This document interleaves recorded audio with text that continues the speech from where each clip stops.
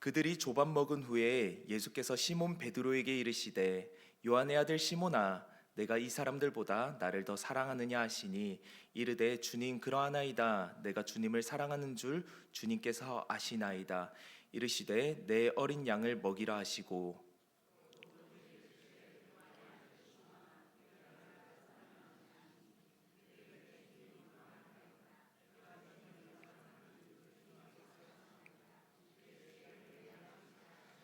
세 번째 이르시되 요한의 아들 시몬아 내가 나를 사랑하느냐 하시니 주께서 세 번째 내가 나를 사랑하느냐 하심으로 베드로가 근심하여 이르되 주님 모든 것을 아시오매 내가 주님을 사랑하는 줄을 주님께서 아시나이다. 예수께서 이르시되 내 양을 먹이라.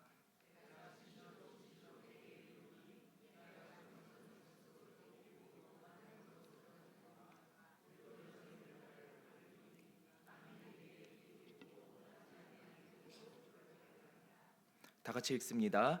이 말씀을 하심은 베드로가 어떠한 죽음으로 하나님께 영광을 돌릴 것을 가르치심이러라. 이 말씀을 하시고 베드로에게 이르시되 나를 따르라 하시니. 아멘. 겨울에서 따스한 봄으로 계절이 바뀌는 시기를 보내고 있습니다. 다들 날이 따뜻해져서 좋으시죠? 저만 좋나요? 그런데 이 계절을 지날 때 우리는 특히나 조심해야 합니다. 저녁 추위로 낮에 내리쬐는 따스한 햇빛으로 인해서 익숙하여져서 하루 종일 얇게 입고 다녔다가는 저녁에 오는 생각지 못한 추위로 인해 곧 감기에 걸려버리기 때문입니다. 물론 시간이 지나면 감기는 곧 낫기는 합니다만 일상을 살아내는 데 있어 다소 불편합니다. 그러게 될 수 있으면은 지금 이 시기에 감기에 걸리지 않는 것이 좋습니다. 혹시나 지금 감기로 인해 고생하시는 성도님들 계시다면은 주님의 치료하시는 은혜 가운데 잘 회복되시기를 축복합니다. 아멘. 감사합니다. 설교 시작부터 이렇게 감기에 대해서 말씀드리는 이유가 있습니다. 우리 주변에서 흔히 걸리는 이 감기와 비슷하게 현대 한국 교회가 겪고 있는 감기와 같은 증상이 있기 때문입니다. 이 증상이 교회마다 정도의 차이는 있겠습니다만은 오늘날 거의 대부분의 교회가 겪고 있습니다. 이 증상은 바로 가난한 성도의 증가입니다.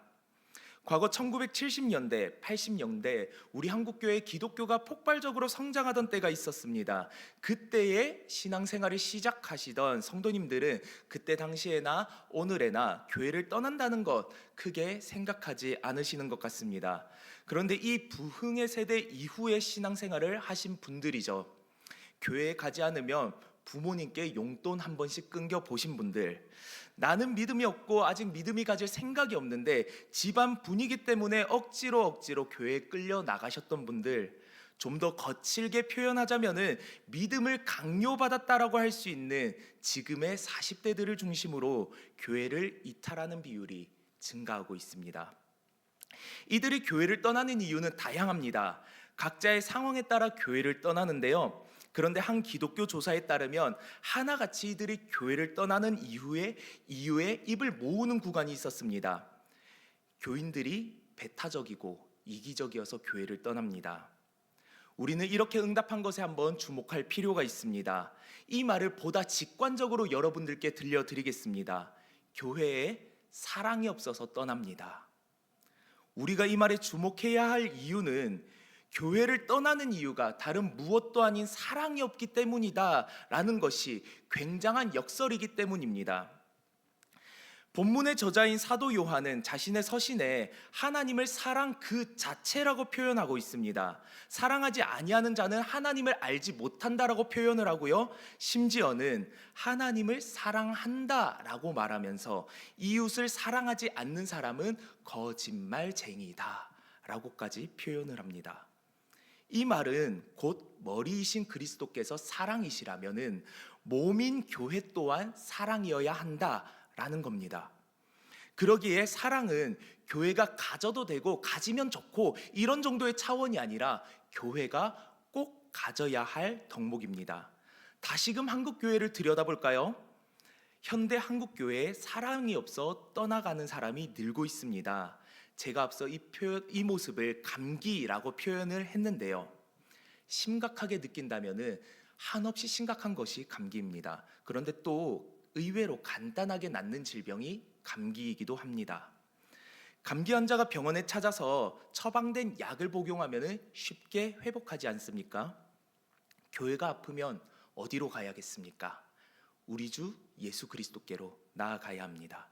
그분의 가르침을 처방받아서 그대로 살아갈 때에 의외로 이 문제는 간단하게 해결될 수 있을 것이라 믿습니다. 그래서 오늘 저는 이 말씀을 통해서 현대 한국교회에 꼭 알맞은 처방인 예수님의 용서와 사랑을 증거하려고 합니다. 선포되는 말씀을 통해서 우리 개인과 교회가 잃어버린 사랑을, 용서를 되찾고 현재 겪는 이 영적 간기로부터 회복되기를 소망합니다. 오늘 본문은 갈릴리 바다를 배경으로 하고 있습니다. 이곳은 제자들 가운데 주축이라고 할 수 있죠. 베드로와 안드레, 야고보 그리고 요한이 예수님의 부르심을 받은 장소이기도 합니다. 며칠 전에 예루살렘에서 일어난 예수님의 죽으심과 부활의 사건을 경험했던 제자들이 어쩐 일로 이곳에 모이게 된 것일까요? 본문에 선행하는 구절들을 보면은 가장 먼저 베드로가 나는 물고기를 잡으러 가노라 라고 말하면서 이 모임이 시작되었습니다. 그리고 이 걸음에는 6명의 제자들이 함께 동행하였는데요. 요즘에야 낚시가 하나의 레저 장르로 떠오르면서 복잡한 일상을 떠나서 삶의 활력을 불어넣어주는 그러한 활동으로 인식되고 있습니다. 그래서 요즘 젊은 교회 안에서는요, 성도들 간의 낚시 모임이 활발하다고 합니다. 그런데 오늘 장면은요, 그러한 모습으로 보기에는 조금 어렵습니다. 왜냐하면 예수 그리스도의 부르심을 받았을 때에 제자들이 배와 그물을 버리고 예수님을 따랐던 장면을 우리가 기억하지 않습니까?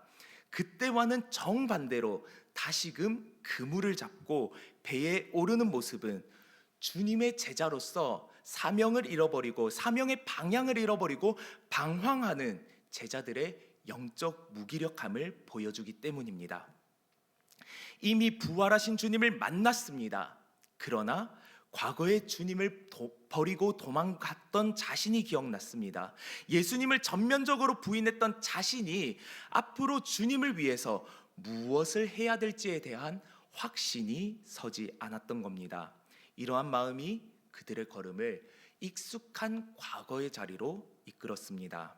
이러한 견해에 더욱 힘을 실어주기 위해서 사도 요한은 의도적으로 자신과 그리고 제자들이 고기를 잡으러 간 시각을 기록하였습니다. 3절에 기록되어 있는데요, 이때를 언제라고 말하고 있습니까? 밤으로 기록하고 있습니다. 성경은 종종 밤을 사람의 무지와 두려움 그리고 연약함을 드러내는 시간으로 묘사합니다. 즉 제자들의 영적 무기력함과 선생님의 얼굴을 보기가 부끄럽고 민망하고 등등 복잡한 심리 상태를 담아내는 시간이 밤이라는 것이죠. 그런데 종종 드라마에서 이런 말을 하지 않습니까? 날 버리고 그렇게 갔으면 너라도 잘 살아야지, 뭐 그런 말을 하지 않습니까? 아니 그렇게 사역의 자리를 떠나서 그물질을 하러 갔으면은 이 고기라도 잘 잡아야 하지 않겠습니까? 그런데 원데이 투데이 고기를 잡은 것도 아니고 이 갈릴리 앞바다가 이들의 놀이터인데도 불구하고 성경은 이 베테랑 어부들이 밤새도록 고기를 잡으려 했으나 단 한 마리도 잡지 못하였다라고 기록합니다. 제자들이 마땅히 있어야 할 사역의 자리를 피하여서 사람의 힘으로 평안을 얻고자 할 때에 고기가 없습니다. 열매가 없습니다. 사람의 계획과 걸음 끝에는 이렇게 열매가 없다라는 것은 성경은 드러내 보여주고 있습니다. 그러니 영적으로 제자들은 더욱더 무기력해지고 마음도 더 우울하고 불안해져만 갑니다. 제자들은 여러모로 불편한 밤을 보내고 있습니다. 그런데 성도 여러분, 밤을 지새운다라는 것, 이것이 의미하는 것을 아십니까? 곧 동이 터오른다는 기대와 소망이 있다라는 겁니다. 밤새도록 찰랑찰랑거리는 그 물소리를 대신하여서 제자들의 귓바퀴에 울려오는 소망의 소리가 있었습니다. 얘들아, 물고기는 좀 있니? 오른편에 한번 그물을 내려봐. 고기를 잡게 될 거야. 바로 우리 주님의 음성입니다. 우리 주님의 음성을 알아챈 제자들이 해변으로 나와서 주님이 손수 차려주신 식사를 하게 되었습니다. 그런데 한번 우리가 눈을 감고 이 장면을 한번 상상해 보면 좋겠습니다. 아니, 내가 베드로고 내가 요한이고 내가 이 제자들 가운데 한 명이다라고 생각을 하고 눈을 감고 한번 생각해 봅시다. 과연 주님께서 방문하셔서 이렇게 상을 차려주시는 것, 마음이 편안합니까? 아니면 불편합니까? 주님을 피해서 온 자리인데 주님이 오셨으니 불편한 것은 당연하지 않겠습니까? 예수님이 오셔서 싫습니다 라는 것이 아니라 그냥 정말로 마음이 불편한 것 말입니다. 우리 예수님께서 이러한 제자들의 기류를 아셨던 걸까요? 밥을 다 먹기 전에 어떤 말을 하면은 제자들이 체할까봐 예수님께서는 밥 다 먹기 전에는 크게 별 말씀을 하지 않으십니다. 그러고 나서 다 먹고 난 이후에야 이제 본격적으로 대화하기 시작하십니다. 그것이 오늘 우리가 읽은 본문 말씀입니다.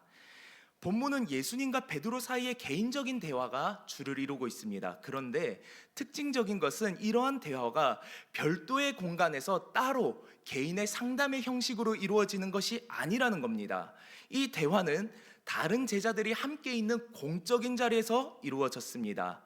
이 대목에서 우리는 중요한 신학적 장치 하나를 발견할 수 있습니다. 바로 이 장면이 정확히 어떠한 사건 하나를 묘사한다라는 것 말입니다. 우리 함께 지금 그 장면을 찾아가면 좋겠습니다. 한번 듣고 잘 한번 떠올려 보십시오. 시간은 새벽 어스름한 시간입니다. 앞에는 숯불이 있습니다. 그리고 베드로와 예수님이 있습니다. 그리고 이들을 주목하는 수많은 눈들이 있습니다. 여러분의 머릿속에는 어떤 장면이 떠오르십니까? 그렇습니다.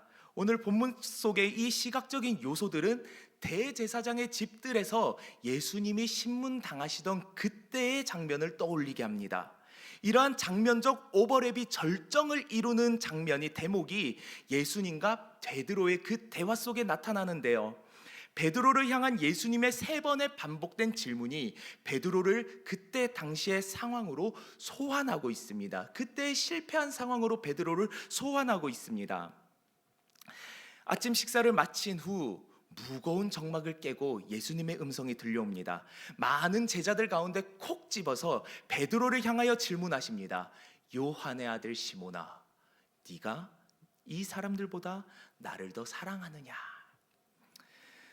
그런데 이 질문은 단순히 베드로, 너 나 사랑해? 사랑 안 해? 라는 정도의 단순한 감정적 확인을 위한 것만은 아닙니다.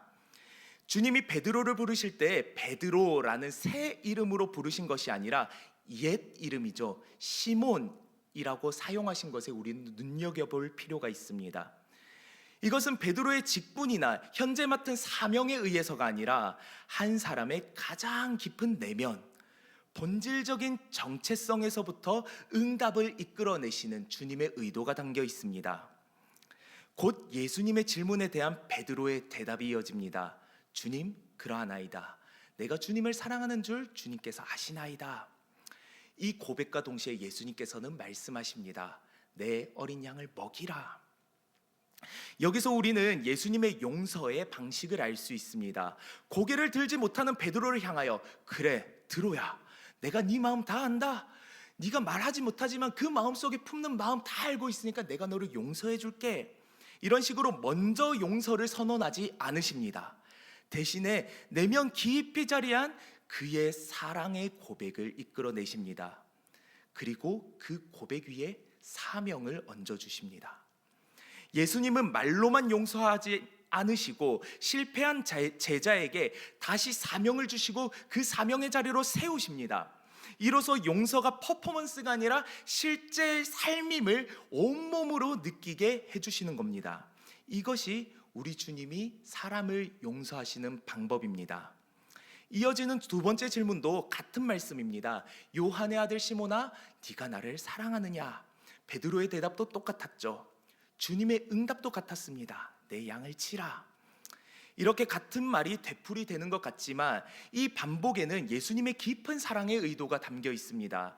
베드로는 마음속으로 아직 예수님을 3번 동안 부인했던 그 실패한 기억과 수치심이 여전히 남아 있습니다. 예수님은 그 상처를 직접적으로 꺼내어 추궁하지는 않으십니다. 대신에 동일한 횟수의 고백과 사명의 부여로 그 실패를 천천히 덮어가십니다. 상처의 크기만큼 사랑과 용서를 채워 넣으시죠. 이를 통해서 베드로는 서서히 회복의 과정을 경험하게 됩니다. 그리고 세 번째 질문이 이어지는데요. 요한의 아들 시몬아, 내가 나를 사랑하느냐? 이때는 성경에 베드로가 근심에 빠졌다라고 기록합니다. 같은 질문이 세 번째 반복되었을 때 비로소 자신이 어떠한 자리에 서 있는지를 처절하게 깨달았기 때문입니다. 대제사장의 뜰에 서서 세 번 예수님을 모른다고 부인했던 그 밤이 오늘 지금 이 갈릴리 해변에서 재현되고 있음을 베드로도 깨닫게 됐던 것이죠. 과거 베드로는 예수님을 부인하지 않을 자신감에 충만했었습니다. 그러나 실패했고 이제는 더 이상 자신의 의지나 결심을 앞세울 수 없었습니다. 그래서 그는 내면 깊숙한 고백을 다시금 내뱉습니다. 주님, 모든 것을 주님께서 아시오매 내가 주님을 사랑하는 줄 주님께서 아시나이다. 이는 내가 나의 이 사랑을 스스로 증명할 길이 없으니 주님께서 아시는 것만으로 충분합니다 라는 전적인 내맡김에 있습니다. 예수님은 바로 이 고백을 기다리고 계셨습니다. 자기를 내몰고 스스로 무너뜨렸던 그 자리에 다시금 베드로가 스스로가 서게 하시며 실패한 그 자리에서 예수님의 사명을 얹어주십니다. 내 양을 먹이라. 세 번의 질문, 세 번의 고백, 세 번의 사명 부여가 반복되었습니다. 우리는 이 구조를 통해서 진정한 용서가 무엇인지 깨닫게 됩니다. 예수님의 인품이라면 충분히 베드로의 그 실패를 모른 척하고도 사명을 부여하실 수 있었습니다. 그러나 주 예수님께서는 그렇게 하지 않으셨습니다. 실패한 자리로 베드로를 다시 소환시켜서 그 자리에서부터 일어나게 하시며 그리고 베드로가 떠나왔던 가장 소중한 사역의 자리로 불러들이시는 것, 이것이 오늘 본문에서 주 예수님께서 보여주신 용서의 모범입니다. 그리고 이 용서를 가능하게 하는 힘은 오직 사랑에 있었습니다. 우리는 그 예수님의 사랑이 얼마나 깊은지를 이어지는 장면을 통해서 더욱더 선명하게 볼 수 있습니다. 이렇게 세 번의 질문이 끝나고 대화의 국면이 완전히 전환되어서 이제는 예수님의 말씀이 베드로의 남은 생애를 향하여 나아갑니다.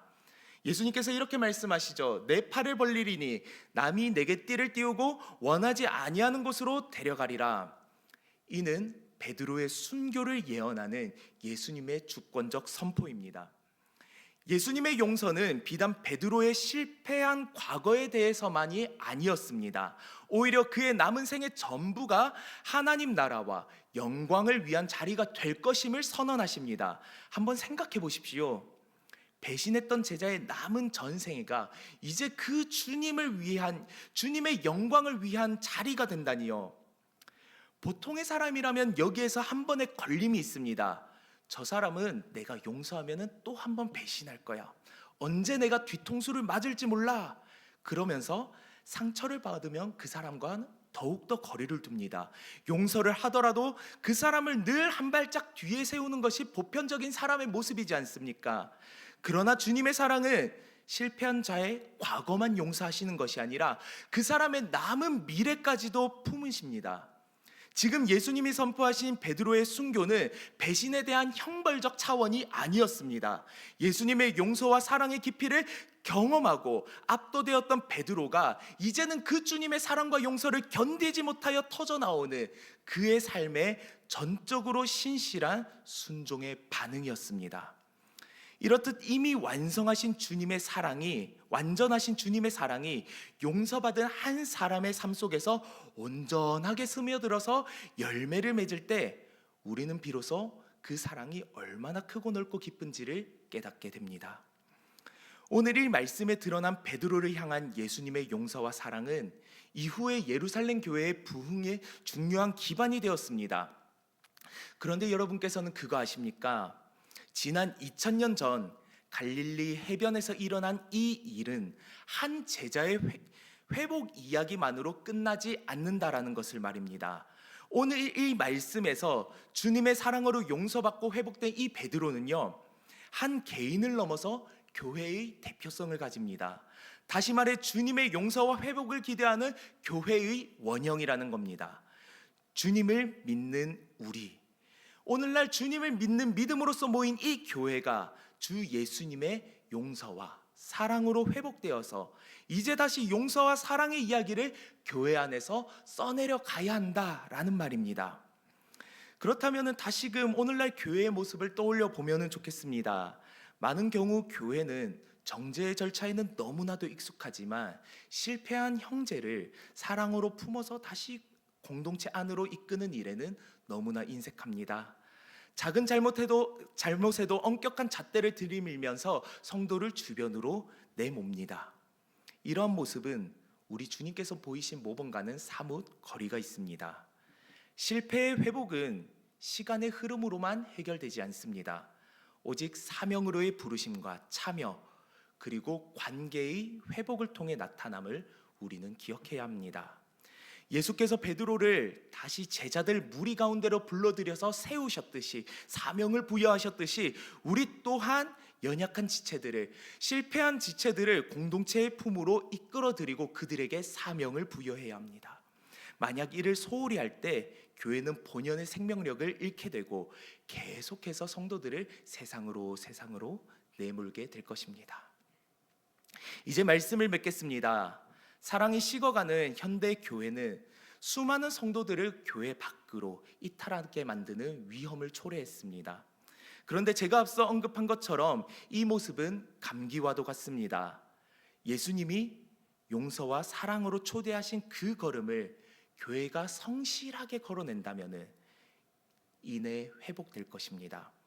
물론 용서와 사랑이라는 것이, 회복된다라는 것이 우리의 개인의 자아를 부인하고 주님의 주권 아래서 굴복해야 되는 것이기 때문에 어려운 과업임은 분명합니다. 그러나 이것은 우리 주님께서 우리보다 앞서 걸어가신 길이며 또한 우리에게 엄중하게 명령하신 명령임을 우리가 기억해야 합니다. 디모데후서 3장에는 이렇게 증가하고 있습니다. 말세는 무정하며 자기만을 사랑하는 시대라고 말이죠. 지금 우리가 살아가는 이 세상이 그러한 시대이기 때문에 우리가 더욱더 서로를 깊이 사랑하고 용서함으로 나아가야 합니다. 지금 이 시대 속에서 이러한 용서와 사랑의 모습을 가졌다는 그 자체로 이것은 강력한 복음의 증거가 될 것입니다. 떠나갔던 가나안 성도들은 다시금 교회로 돌아올 이유를 발견하게 될 것입니다.